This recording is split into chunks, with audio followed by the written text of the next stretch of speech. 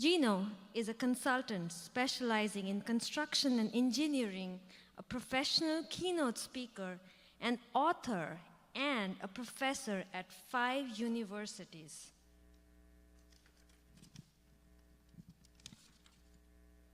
He lives concurrently in Florida and Alabama.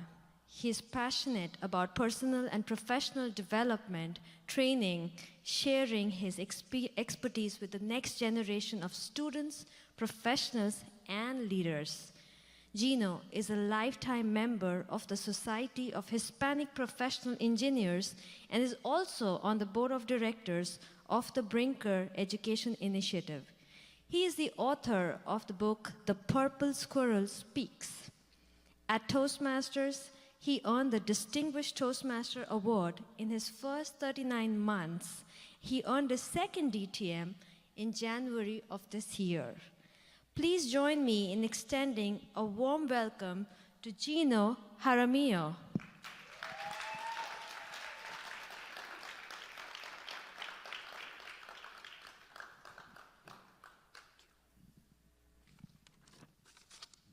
Well, the audience got a little bit smaller there, huh?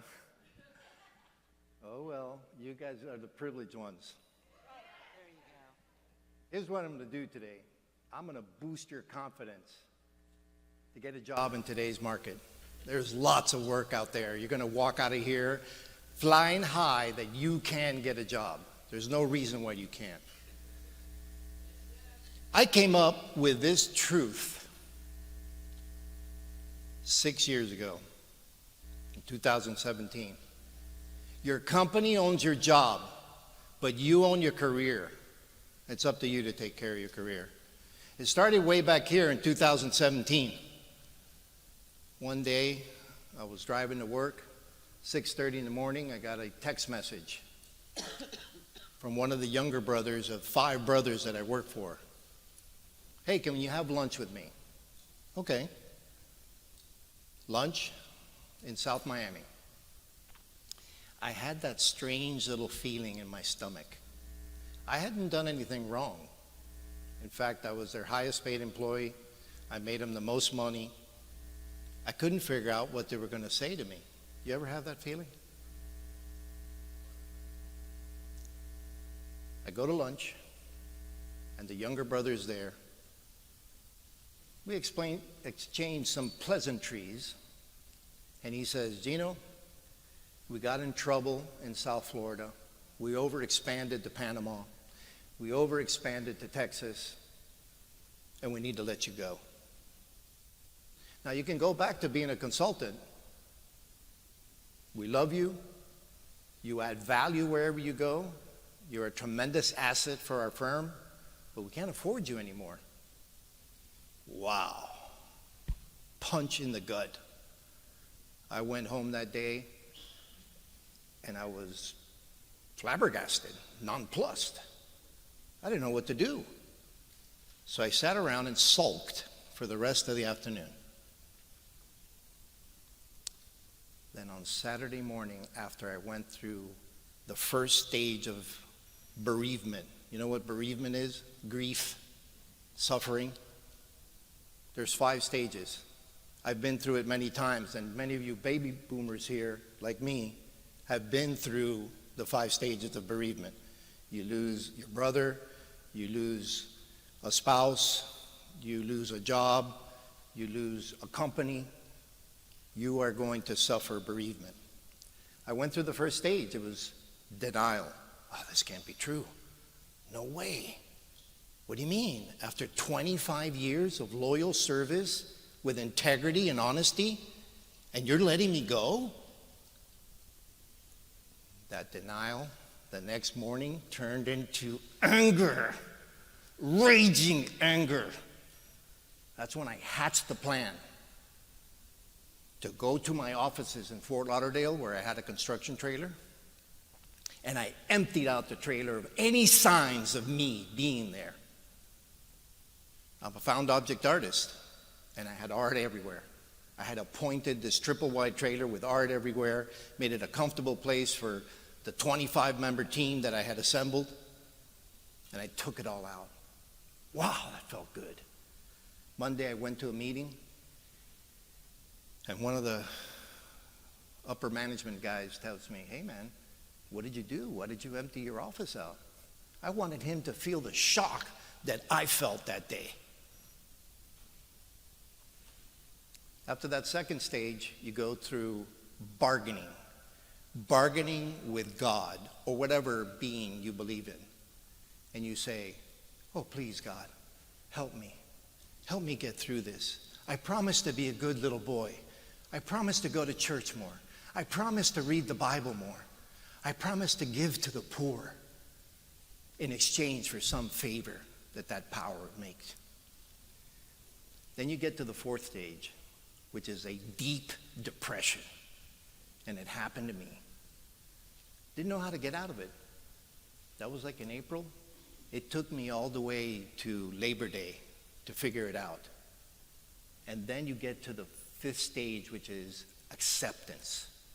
You accept what happened to you. And I worked for 5 brothers.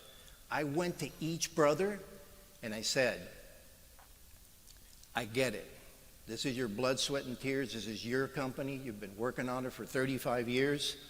I understand completely. I forgive you. And I was cool and clean. So I'm here to talk to you about reinventing yourself. Because your company owns your job, you own your career, it's up to you to take care of your career. How are you going to do that? Through personal development, which is what we do at Toastmasters, but you got to take care of the person. That means take care of your health. Go see your doctor periodically. Follow his advice. Eat healthy. Exercise. That's personal development. The next one is called professional development. And I'm sure we have some professionals in here that are engineers or doctors or lawyers. You must continue professional development. They're called continuing education units or continuing education credits or professional development hours. They're a must. But here's the cool thing you don't realize. If you go to a Toastmasters meeting every week for 50 weeks, that's a year, we take a day off here or there, you will have 50 hours of professional development training in Toastmasters. Even if you just sit there like a bump on a log, you're going to hear people and see people, and you will get better. Contractors need 14 hours every 2 years. Real estate agents need it. Everybody needs it. So you have to take care of your profession and take care of your career. Develop your career because it's yours. You own it. And you do that by adding value to yourself. There's a lot of people say, hey, how do I get a raise? How do I get more money at work? Add value to yourself. What have you done lately? Have you taken a course? Did you get another degree? What have you done to improve yourself that will add value to yourself to add value to the company that you're working for? Here's what Brian Tracy says. Everybody knows him, right? American motivational speaker and writer. 3% of your income should be invested in your development. At 60 bucks every 6 months times 2, 120 bucks, that doesn't touch 3%. So you better get going on something else. Spend some money. And spend your employer's money. Have them send you to training. How about that? Now, I am lovingly known as the purple squirrel, hence the purple. It's a term used by employment recruiters to describe that job candidate with precisely the right education, set of experiences, and range of qualifications that perfectly fits the job requirements.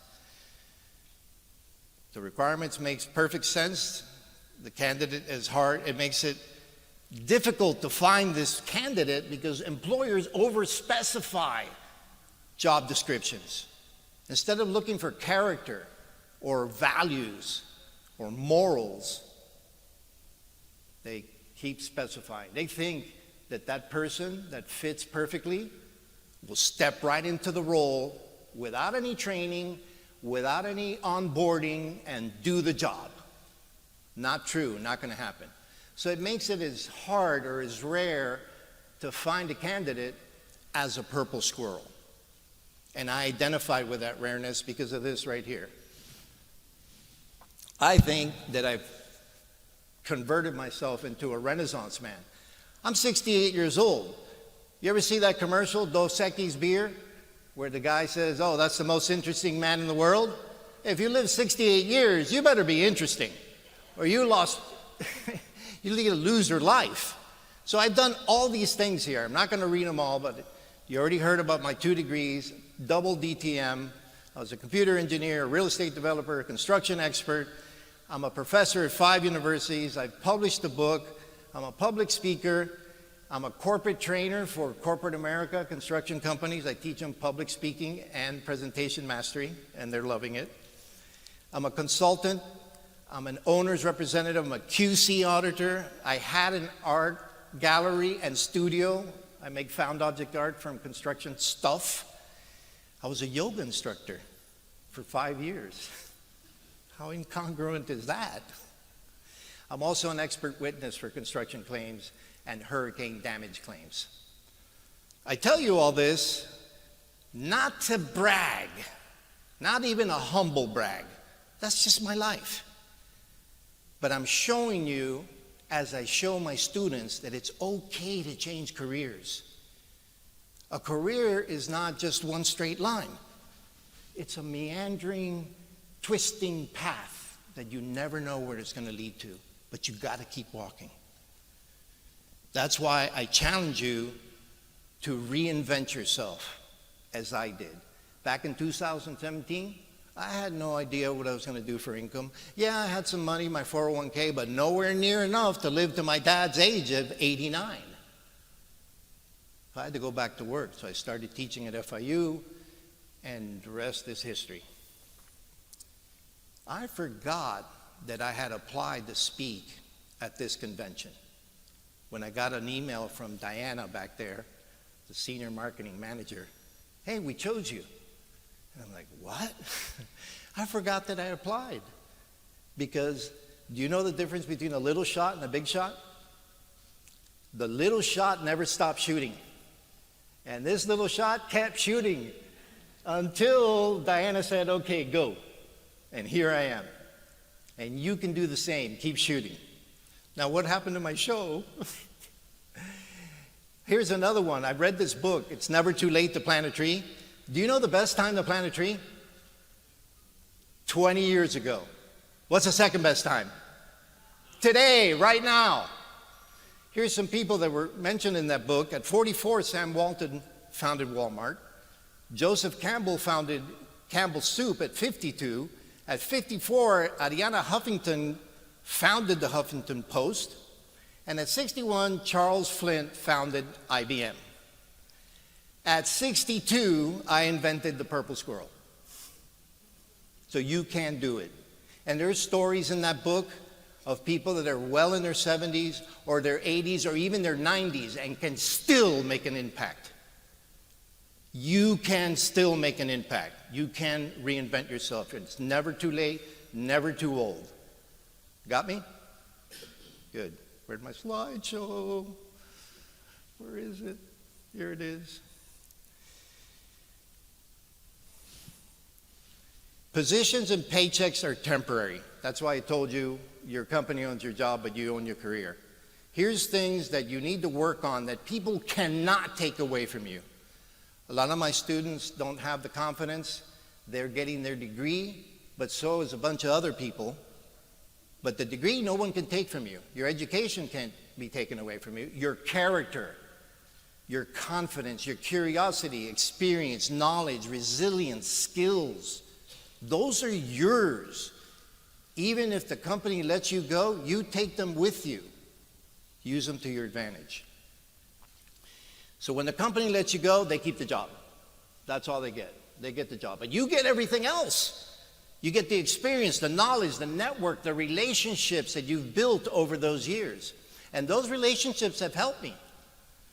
Because of Toastmasters, I met the gentleman that was the director of the College of Continuing Education and Professional Development at Miami-Dade College.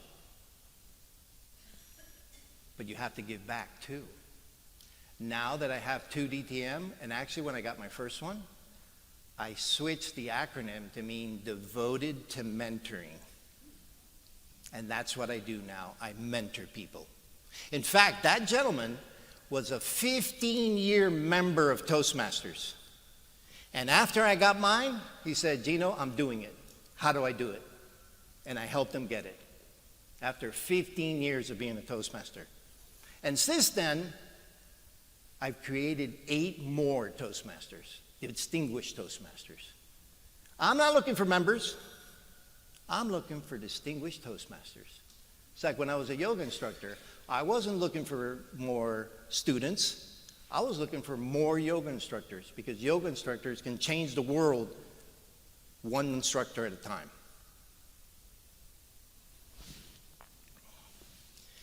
Let's talk about today's job market. This is the good news. There's 11 million job openings in the United States alone. But 5.7 million people are unemployed in the USA. Do that math. What does it mean? There's over 5 million job shortage. I get it all the time. The companies that I consult, Gino, we need a project engineer. Oh, Gino, we need somebody. We need. They're looking for people all the time. There's a shortage of workers. I know in the construction business, because that's the business I was in, there's a huge shortage. There's going to be a shortage of whatever you're doing. Now, worldwide, there's going to be 85 million jobs shortage by 2030.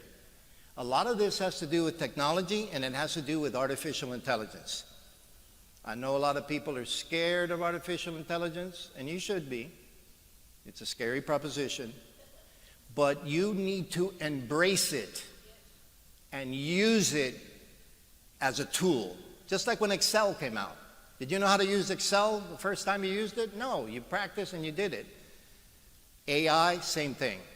I use it to enhance my letters and my emails, my lesson plans. I tell it, ChatGPT, rewrite such and such thing. And it writes it incredible. And then I tell it to rewrite it again, and it gets better. So there is a great job market out there. These are metro areas where unemployment got worse. So stay out of Eckhart, Indiana, and San Jose, California. If you live there, move. You are not a tree. You are not planted. You are not rooted. Move to the areas where the jobs are. I mean, why would you stay in Bremerton, Washington? There's no jobs. How about this one?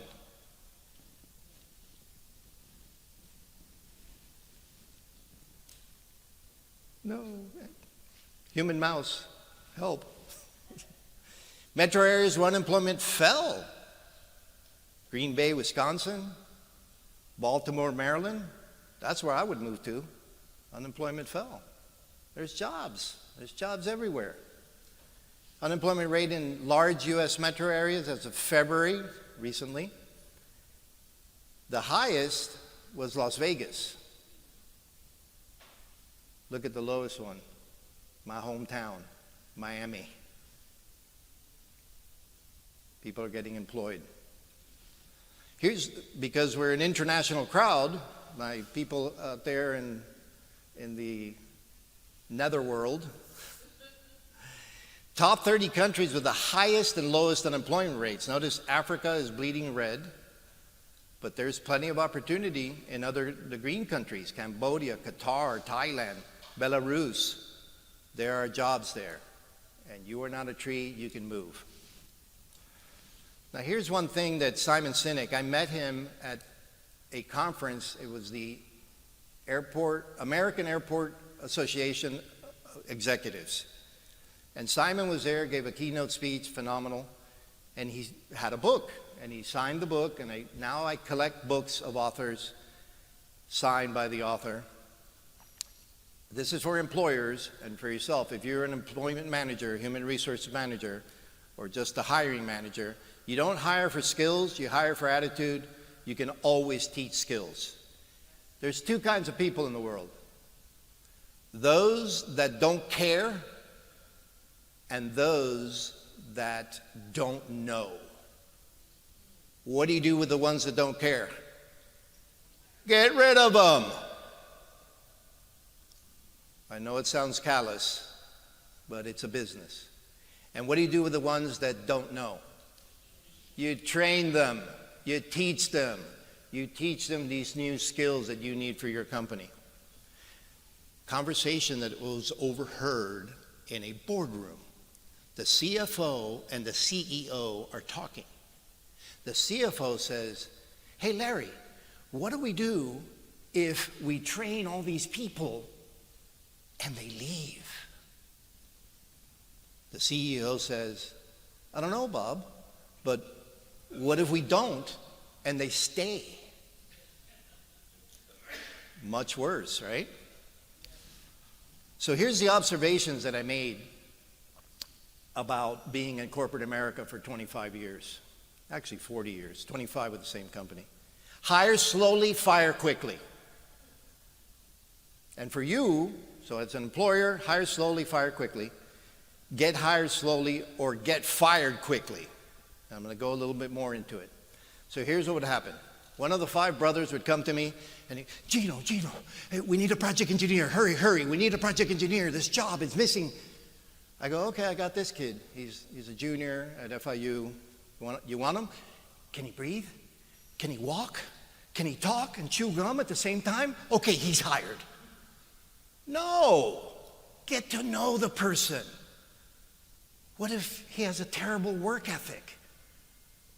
What if his values are wrong? We had a kid that worked in purchasing, and he rented himself a huge Ford pickup truck. We didn't know he did that because he was hiding the bills. So you could get dishonest people if you don't check them out. Do background checks, get to know them, interview them. Many people interview them. I was at this construction company, and the lady made a note. They're doing their interviews on Zoom. Geez, how are you going to get to know the person? I don't know. They make eye contact. What if they smell bad? Are you going to hire them? Now for you, I'm going to tell you in a second. So slowly. Research the company thoroughly. And these days with LinkedIn, with the internet, you can research a company about everything they do, who their management is, who the people are that work there, what industry they're in. Get to know them. Find out about the leadership, because there are no bad teams, just bad leaders.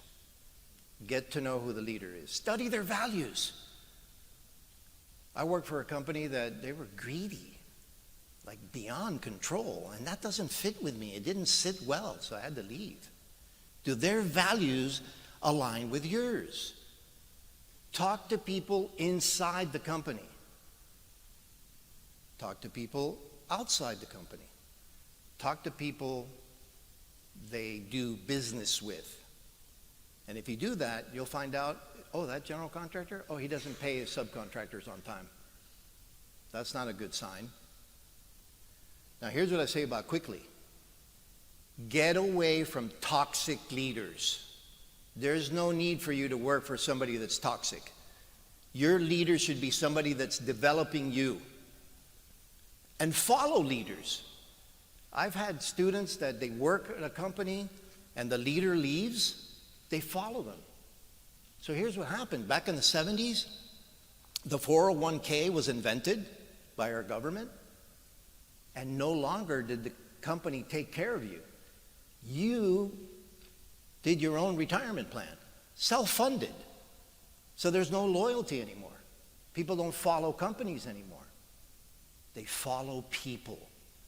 If you see a good leader, follow that leader. Now, I worked in the aviation construction industry, and what I did is I followed airports because that's the work that I like to do. So maybe it's a project that you follow. Leave quickly if the company's values do not fit your values. As soon as you smell it, get out of there. If they make promises and they don't keep them, oh yeah, we're going to review you in 30 days. Oh, we're going to review you in 60 days, 90 days. We're going to give you that promotion. You're going to get that salary increase. Promises not kept, you're out. So if your promotion's delayed or withheld, if you spot any unethical behavior, something that doesn't fit with you, or some unethical behavior is illegal. And if they do things like that, get out. And then figure out their financial instability. I remember working for this company that they had such a terrible cash flow problem that they would write the checks because they knew they had to pay the people, but then there would be baskets. So there's a basket here and a basket here, and oh, which one? And they would move them from one basket to the other basket to figure out who they could pay that month and who they couldn't. Let's get on to some interview tips for the people here and for the people online. Market yourself on LinkedIn. That is the greatest professional social network there is out there. I have 10,000 followers plus, because this was a little milestone I was shooting for and I got it right before the conference. The number is up. Notice some things about it. I have a professional headshot. I have my background as well. And it's fully loaded. Here are the tips. Who has a resume? Everybody has a resume? Is it updated? Who has an updated one? Is it updated? Your resume is a living, breathing document. You need to keep it up to date. Because at any moment, somebody say, hey, you want to send me your resume? I got a job for you. You got to have it alive. Here's the other thing about the resume. Collect your accomplishments. A lot of people use past tense action words, and it makes them look like a doer. But results make you look like somebody that can get the job done. Here's another tip. Artificial intelligence is now being used to screen resumes. So don't have a fancy format, don't have a bunch of pictures, don't change the font, don't change the color. The more black and white and vanilla that you can do, the better. There's only 3 pieces of information I want to see at the top. 4, really. Your name, your phone number, your email, and your LinkedIn link. That's what should be at the top. The next thing should be a skill summary. What are you an expert in, and how many years have you been doing that? Just a quick skill summary. People today are bottom line kind of people, and they want to see that quickly. Do have a profile on LinkedIn. Make sure it's complete. LinkedIn gives you like a grade of how complete you are. Make sure it matches your resume, almost word for word, and definitely the dates. Do have a professional headshot. You will get more views with a professional headshot than not. Hey, and you don't have to get all fancy and go see a photographer or anything. You can get a black background, get your friend to take a picture with an iPhone. The one that was shown up earlier, that was done by a student at a SHEP reunion. Make sure you increase your connections to at least 500. That's what LinkedIn uses as a marker. If it's less than 500, it'll give you the number. But if you get 500 or more, it says 500 plus. Now it makes you look like a real person with real connections. I get this wacky thing, this is a little off topic, but I get all these beautiful women that send me link requests, and they have 1 or 2 connections, and they go, what is this young, beautiful woman, contact this old guy here? What's going on? And there's some kind of scam. So be careful with the scams, they're out there. Don't connect to financial planners. They're going to try to sell you something. Don't connect to real estate people. They're going to try to sell you real estate. Now, for you online folks, hey, you guys, I wish you were here. Do be on time. It's going to be a Zoom call or some other web conferencing. Be on time. Here's what I tell, by connecting early, here's what I tell my students. Early is the new on time. On time is late, and late is unacceptable. And a student added, disrespectful. So always be early. it reduces stress on you. The other one is do a tech check. Make sure your microphone's working, your video's working. We survived Zoomy meetings for Doral Toastmasters, and it was bad. If you're a poor public speaker in person, my opinion now, I think you're going to be worse on Zoom. So they would, can you hear me? Can you see me? Is my mic working? Is my video on? Got to skip all that. Make sure your technology's working. Look at the camera the whole time. I want you to be the TV news reporter. Never take your eyes off that little dot on the camera. Just look the whole time. Don't look down at the piece of paper or look at your screen. Look at the camera the whole time. Are you guys seeing me at home? Am I connected to you now? Yes, because I'm looking at the camera. Now I'll go back to my audience here. I make eye contact with everybody here. Do listen actively. That means don't be on your cell phone. Don't be looking at another website. Pay attention. Stay off your phone. One of the tricks you can use, it's almost like table topics. When they ask you a question and you have no idea what you're going to say, could you repeat the question? Or you can say, oh, that was an excellent question. And have them repeat the question so you have a little time to think about it. And that's why we do table topics. Impromptu speaking, think quickly, on your feet. Find out as much as you can about the interviewer. Not only the company, but you can find out about the interviewer so you can connect with the interviewer. Now for in-person, arrive early, but not too much. Remember, early is the new on time. Do dress professionally. Please, no shorts, no cargo shorts, no flip-flops. Don't look like you're going to a disco. Nice professional attire, nice hair, groom. Do give a firm handshake. I've been shaking hands at this conference, and man, you all are a bunch of firm handshakers. Get that handshake, get that eye contact. That's solid. What if somebody gives you the wet fish? Price, come and give me the wet fish. Come here, watch this. Watch, he's thinking, no, I'll give you the fish. Ready, he thinks it, and then he gets this. The broken hand wet fish.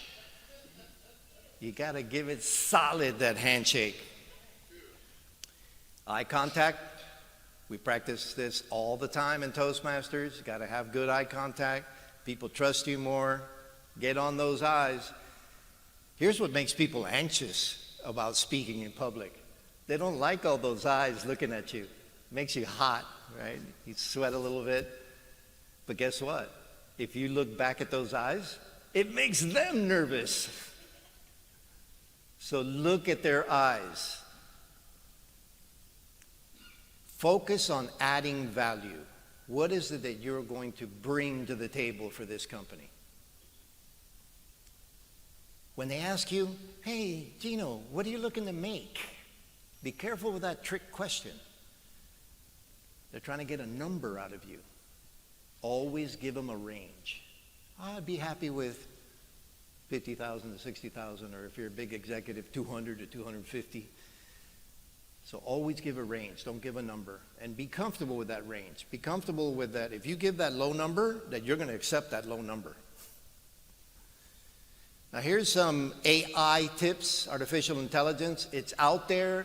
You need to use it. You need to be aware of it. It's like when Excel came out. If you didn't use Excel, you were behind. I've got this one called Job Hunt. It's an AI-powered job application assistant. There's the Job for Me. It's get personalized job recommendations. I help students with getting scholarships. And there was a website I no longer recommend, but it's called FastWeb, that you can go in, you do a profile of what you like, what you dislike, what you're interested in. Same thing here, and it'll recommend jobs to you. Isn't that cool?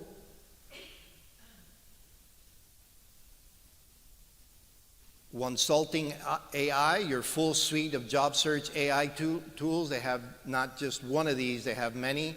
There's Job Scan, optimize your resumes to get more interviews.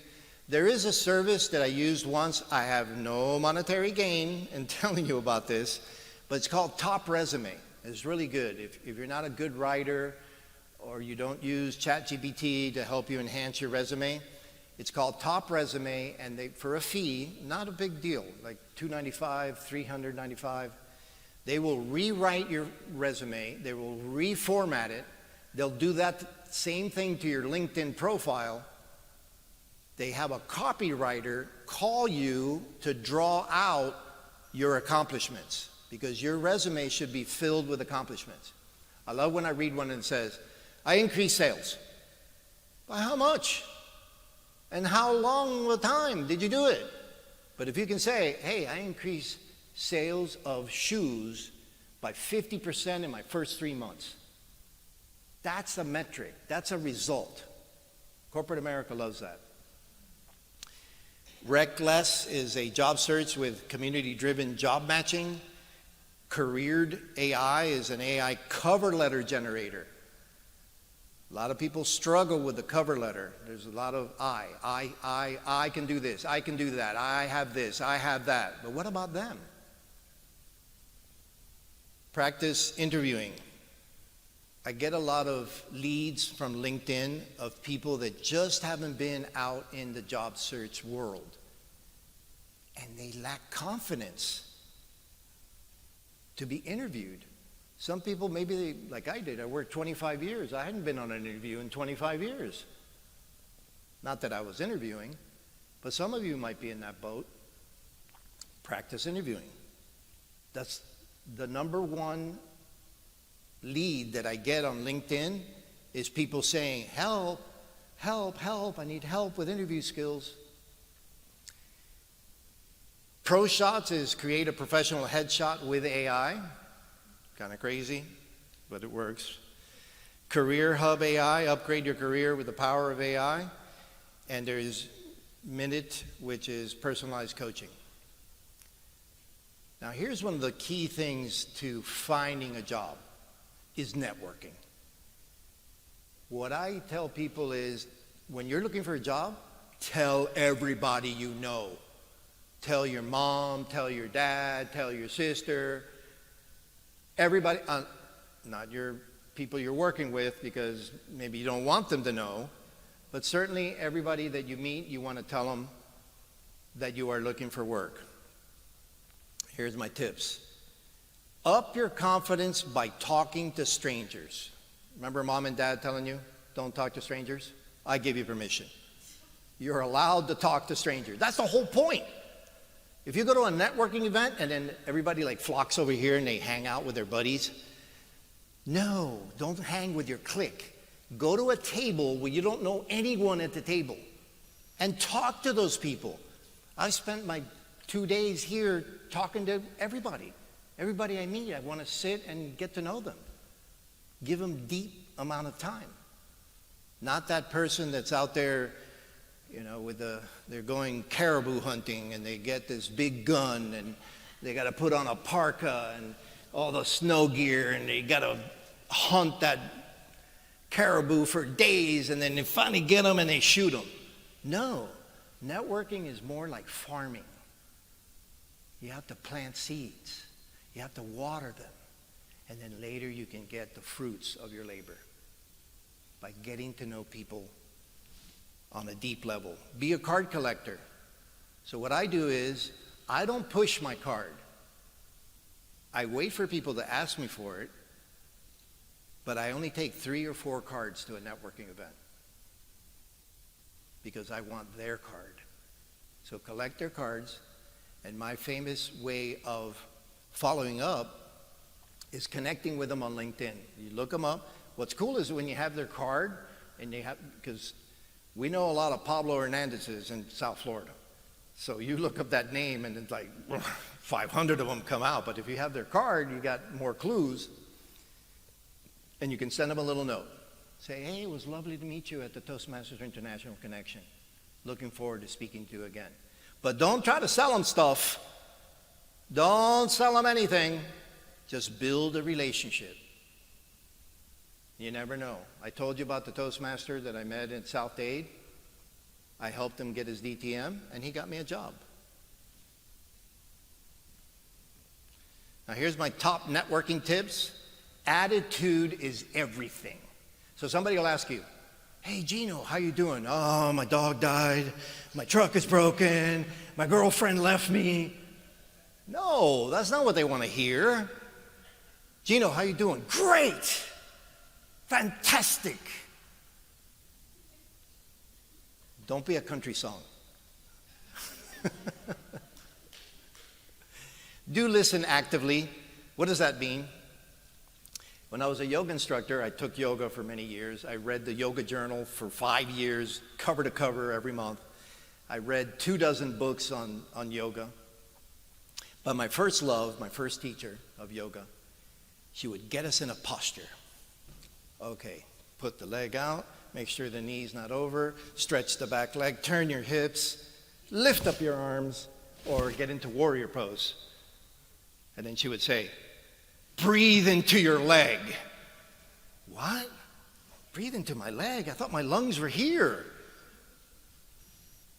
Later, after all that reading, I figured out that what happens is you're putting your body under stress, and all that blood rushes to that area, and by you breathing, it pushes fresh, oxygenated blood to that zone. And that's what she meant by that. So when I tell you listen actively, use your whole body to listen. What? My body listens? I listen here, my ear. No, your whole body. You have to look at the people, face them, square your shoulders. I was at an event in Colombia with one of the commissioners, and I go up to talk to him, and he was like this the whole time, sideways. You think he wanted to talk to me? And then he had one foot like this. That person's not going to want to talk to you. Read the body language. Face them. Be present. Be in the moment. Don't be staring out. Don't be looking at your phone. Be present for that person. Give them the honor of the time and the attention that you need to give them. Do be yourself. Be authentic, because people will sniff it out. They'll figure out that you're a liar right away. So be authentic, be honest. They'll know if you're blowing up your resume or beefing yourself up for something you never did. And now we went long on that other session. I do give you permission to ask me some questions, or we can go out after and meet all the people. I only brought 2 copies of my book, so some special people are going to get an autographed copy. This is how you get a hold of me. I give you permission right now to take out your phone. Take out your phone and scan that QR code and connect with me on LinkedIn. You can also get me at my iCloud, my 2 websites, my phone number's there. If you connect with me and send me a message, I have a special surprise for you, because I help people with their resumes. I'm not going to reveal the whole surprise, and I'm not charging anything. Totally free. I did write a book. This was on my 65th birthday. So remember, I got let go on my 62nd birthday. So on my 65th birthday, I do this. And now here I am on my 68th birthday speaking at Toastmasters International Convention. That's reinvention. That's what I want you to do. It's never too late. You're never too old. You have skills. You have transferable skills. And if you're honest, you have integrity, people will hire you. Do you feel more confident? Can you get a job today? All right, cool. We can take a question or two. Oh, this is, I'm on 3 YouTube channels. I have my own YouTube channel, but this one I have with my fellow professor at FIU. And since we changed the initials, he also got a distinguished Toastmaster just this year in May. He's a fellow professor at FIU. And the 2 of us, we record ourselves talking. We made up like a little studio in his office. He was my protege back in 2008, 2009 when he was a student in the construction management department. Now he's a teacher after spending 17 years in the construction industry. And we used to have conversations every day. We still do.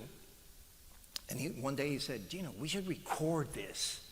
What you and I say to each other, this is a great mentor-protege relationship. And what's funny about it is he now mentors me. It's a beautiful thing.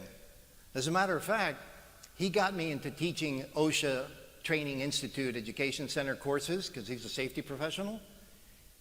And he taught a class that I was in. So the student became the teacher, and the teacher became the student.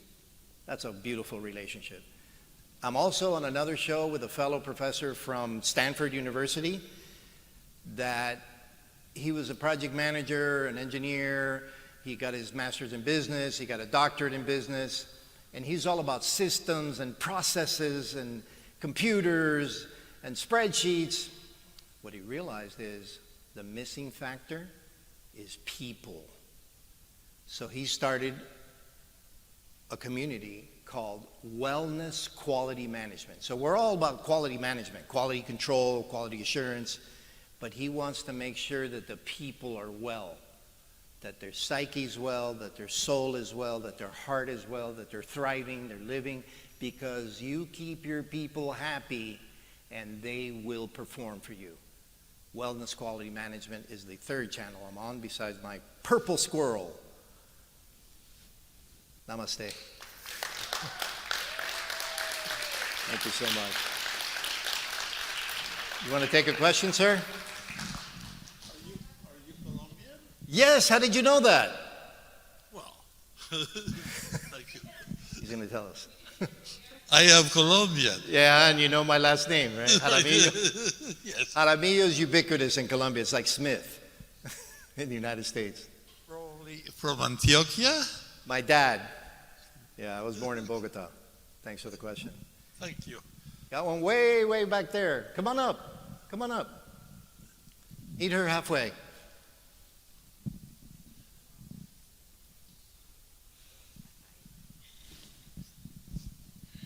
Good evening, sir. Good evening I'm to you. Swarna. I'm from Singapore. Wow. So some of the data that you showed, of course, doesn't seem relevant to me.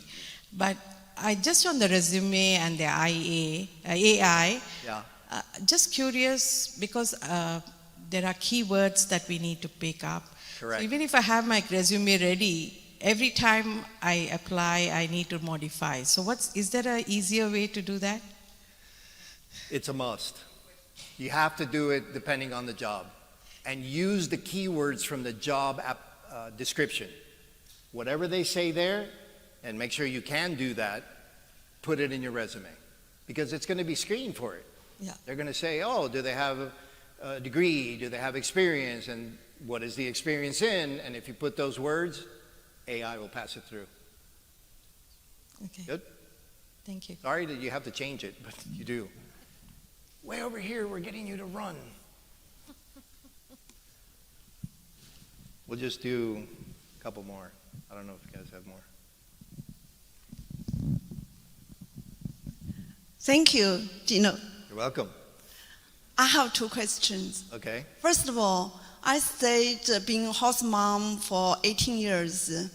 Basically, I raising two boys. They are twins. I salute you. Yeah. So I feel like it worth it to being a host mom. But another way, after they are going to college, I want to try to find a job, be a career mom. So where should I start? How should I start? Second question is for my son. They will apply college. They want to go to top schools. Do you have any advice for me or for the kid? Sure. Well, thank you, first of all, for raising two young men. Very important. Moms have skills too. They are transferable skills. Now, you're going to start your resume. You're going to put whatever you have, education, some experience. There's going to be a gap, and this is for everybody. If you have a gap in your employment, it's okay. Just be ready to talk about it, to explain it in a good way. Here it is. Hey, what did you do for 15 years? Oh, I raised 2 great sons and they're going to college. Hey, what did you do for that 1 year you were unemployed? No, I went to Toastmasters and I got another degree. You did something, a professional development, personal development, career development. What have you been doing in that time that was a gap on your resume? And for your sons, I would recommend doing one of these scholarship search websites, because I tell this to my students all the time.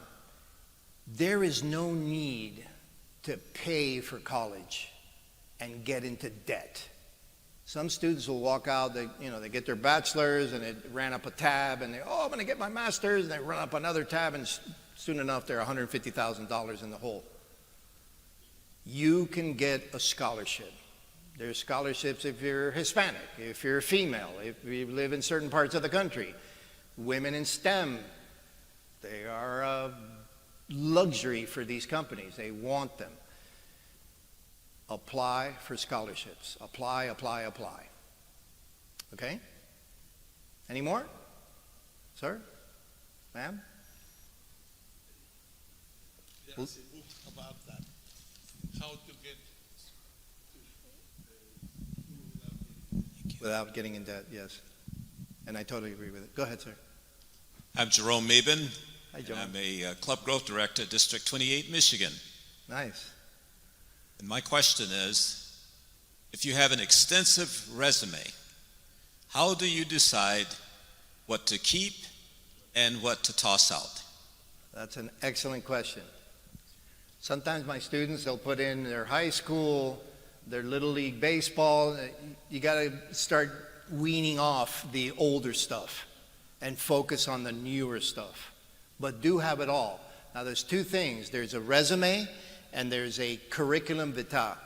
Curriculum vitae is used for like doctorate students or PhDs, and it has everything.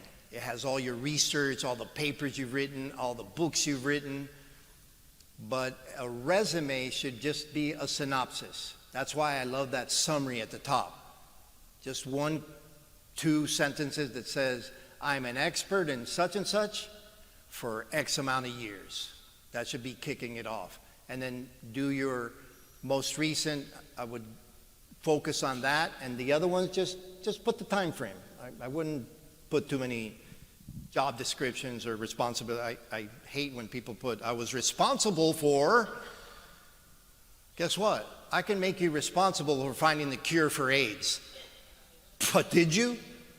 Imagine if you now put, I found the cure for AIDS. That's totally different. So you have to put results. If you have results that are older, put the results. That's what corporate America loves. What have you done for me lately? Results, results, results. Last one.